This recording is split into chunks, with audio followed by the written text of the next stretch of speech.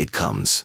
Please forgive the length of this message. This is possibly the last ever time I'll have access to a computer, so I thought I'd better write this all down while I can and get it to those who should know. I am leaving town. I don't know where I am going. I'm just getting as far away as I can. So as some of you may know, I opened up a shop a little over a year ago. It was doing decently, but not the way I wanted. Still, I am not going to be ungrateful about it. I've always been grateful to all of my customers who would come to me exclusively when God knows there are so many already established places in town. I've been doing well enough that I was able to hire on my buddy Lewis a few months ago, and he's been working hard and helping out really well, as I always knew he would. One night, I decided to have my buddy Lewis over at my house, since my wife was out of town for the weekend.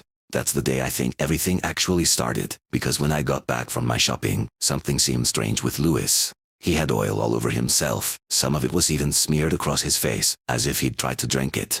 I told him to go home and clean himself up, because we had no towels or anything to clean himself up with.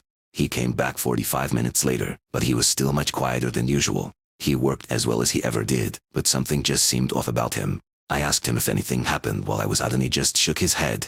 I asked again if something happened and he nodded his head and muttered something unintelligible. I asked him to repeat himself and he turned and glared at me. For the briefest moment, I could swore his eyes appeared to be completely black. No iris, no sclera, just utter, all-consuming blackness. I stumbled back and bumped a shelf, knocking things down. When I looked back at him, he was still looking at me, but he didn't seem to be glaring hatefully the way he had before. He just seemed kind of ellipsis out of it.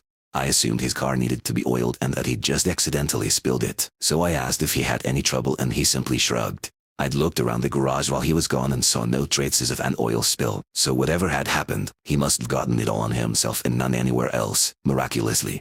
But he seemed reluctant to talk about it, so I didn't press the issue, and we worked on throughout the day. That day and the next were relatively normal, other than him still being awkward and quiet. I asked him if he'd like to go out and get us lunch while I tended the shop and he said, sure. When he came back, I was busy doing paperwork, so he put the food on the counter in the office to wait for me and then went ahead and ate. I finished up with a customer. We'd have to keep her car overnight to figure out just why it kept dying on her, so I asked Neil to give her a ride home and then went to grab my food. He brought me some Chinese food and an iced tea. So I opened the soy sauce packets to pour some over my meal when I noticed the strangest thing, ellipsis. It was as if the soy sauce was a living thing, somehow ellipsis spreading out like dozens of squirming inky black maggots when it fell into the fried rice, burying itself inside. I took the fork and started to scoop out the rice to look deeper. Small, smoky tunnels rose from the rice occasionally and dissipated. I was incredibly hungry at that point, but way too creeped out to eat that, so I chucked it and the iced tea in the garbage. I decided I'd just wait till I got home that evening to eat something I'd prepared with my own hands. I'd never in my life seen anything remotely like that, and I couldn't even fathom how I would ask Lewis if he'd noticed anything similar. As cold and distanced as he'd been lately, I was sure he'd look at me like I was Looney Tunes, so I just shut up about it. That Friday, we went down to the old watering hole as we always did to get some drinks and watch the local bands play. Lewis was just as quiet as he was all week. He's not a bad-looking fellow, though, and so despite him not really going out of his way to speak to anyone, a woman went over to where he was sitting and started talking to him. They ended up leaving together that night.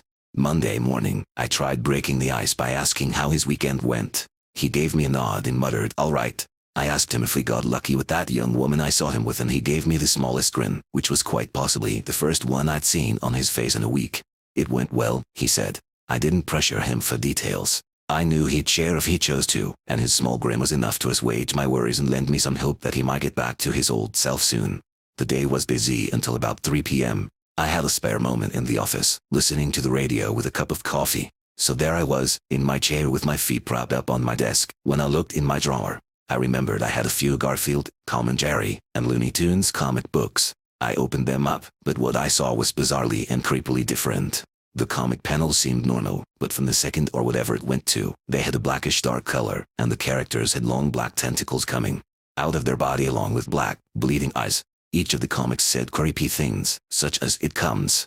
I sat shocked at the comics, then the most horrific thing happened. The blood started slowly flowing towards my finger, and the characters were looking directly at me. I threw myself away from the desk, left the office, and yelled for Lewis. I could not be the only one seeing this. To my surprise, he had gone ellipsis, and so I hesitantly walked back to the office and peered inside. The comics were still corrupted, but they no longer appeared to be moving. I crept over to them and reached out to pluck one of the comics.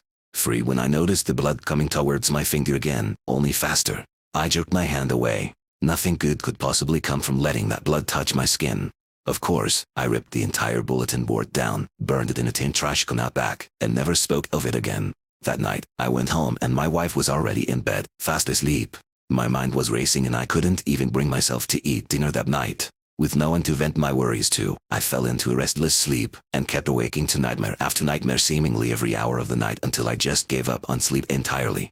That Friday, I went to the bar again, even though my wife couldn't drink, being pregnant and all, and Neil wasn't really any fun to hang with anymore, and none of my other friends could seem to be reached. I just needed to get a good buzz and I'd start feeling better, I reckoned. After downing a couple beers, I excused myself to the restroom when I noticed I was more inebriated than I'd estimated, so I leaned over the sink to splash some water onto my face. That's when I heard it.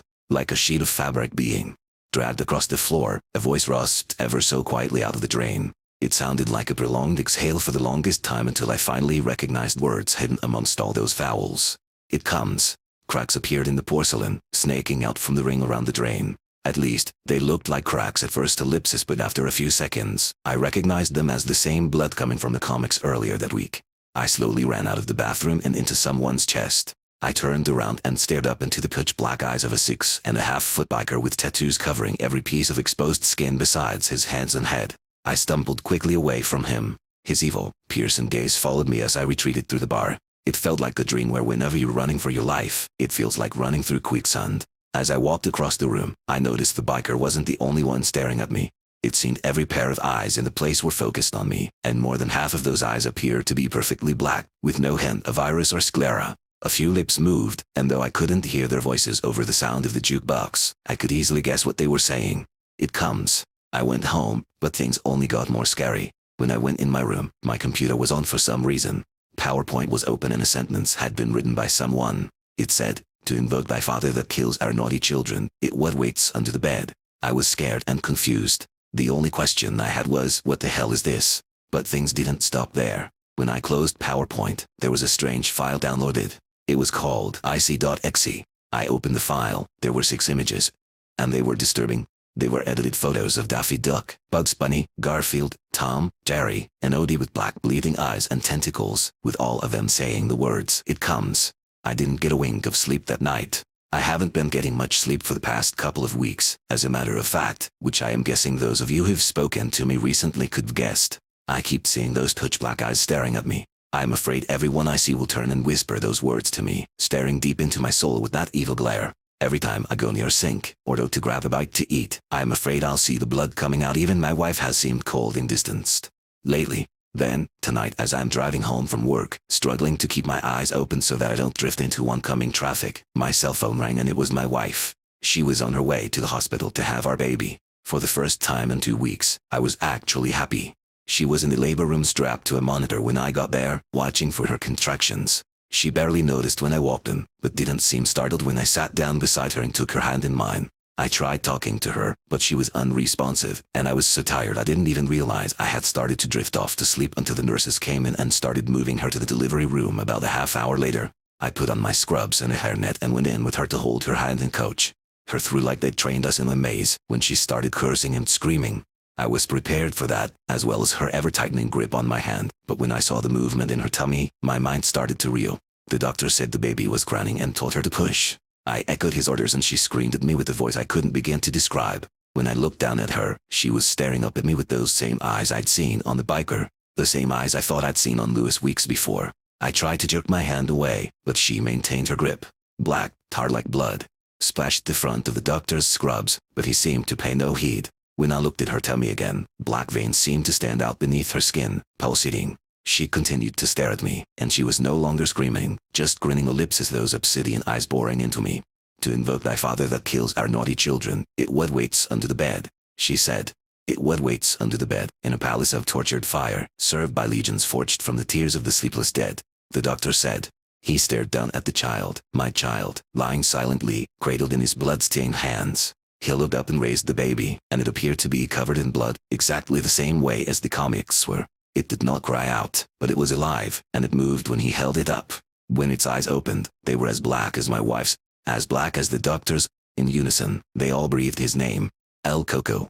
I ripped my hand free of my wife's iron grip and stumbled out of the room, barreling into the nurses passing in the corridor just outside. When I stood up and looked back into the room, I could see the blood seeming to extend from the doctor and my newborn across the floor to where I stood. I turned and ran down the hall to the elevator and slammed my finger into the buttons. When I looked back, the blood had come into the hallway until it slithered over their feet and up their legs, at which point, they abruptly stopped, turned, and looked at me with those same obsidian eyes. I abandoned my effort to call the elevator and broke into a panicked run for the stairs. I ran down the 15 flights all the way to the lobby, tore ass out into the parking lot, hopped in my car, and started driving. I didn't know where the hell I was going. I just had to get the hell out of there. I don't know if I am going crazy. It certainly seems like it, but I just can't be around anyone I know anymore. They all have those same eyes and those same dead stares, and even my child ellipses. Oh God, my baby. I still saw those eyes staring at me from the cars beside me. By some strange coincidence, the same biker from the previous Friday night at the bar pulled up beside me an hour away from the hospital and followed me for nearly 2 miles. He'd turn and stare at me, grinning. I couldn't see his eyes through his sunglasses this time, but I knew it was the same guy. His tattoos seemed to move of their own free will. The flaming skull on his right bicep began bleeding from its eye sockets. As soon as I could, I slammed on my brakes, allowing him to fly past me as I swerved to my left and did a U-turn. I think I lost him, and that was about an hour ago.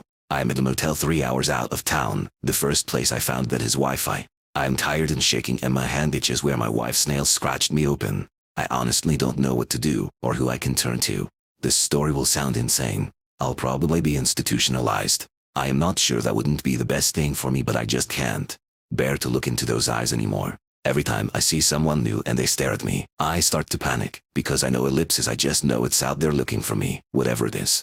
And even when I lay down and start to drift off to sleep, I hear those words. It comes.